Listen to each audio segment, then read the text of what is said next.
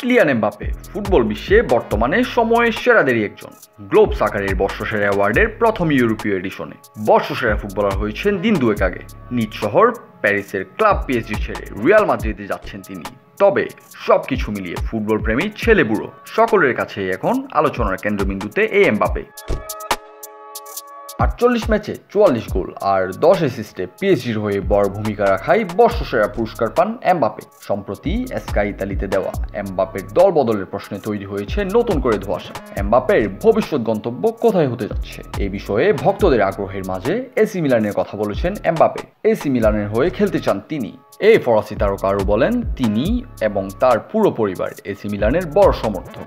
এই সাক্ষাৎকারে এমবাপ্পে বলেন, তিনি সবসময় বলে এসেছেন তিনি একদিন ইতালি যাবেন। আসলে তিনি এসি মিলানে যেতে চান, কারণ তিনি এসি মিলানের অনেক বড় ভক্ত।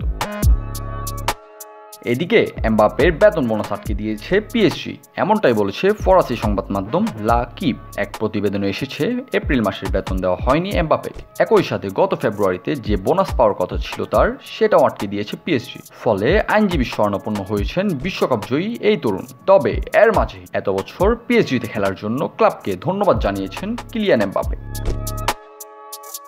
এত ঝঞ্ঝাট গুঞ্জনের মাঝেও কিলিয়ান এমবাপ্পের আপাতত চিন্তা জাতীয় দল, কারণ দরজায় যে কর্নার ইউরোপ শ্রেষ্ঠত্বের আসর ইউরো চ্যাম্পিয়নশিপ। মহাদেশীয় শ্রেষ্ঠত্বের লড়াইয়েও ফ্রান্সের নেতৃত্বের ভার যে এমবাপ্পেরই কাঁধে। তবে দেখা যাক ইউরোর আগে এমবাপ্পে নিজের ভবিষ্যৎ গন্তব্যের কথা খোলাসা করবেন, নাকি ভক্ত সমর্থকদের অপেক্ষায় রাখবেন ইউরো শেষ হওয়া পর্যন্ত। Desk report, news now 24।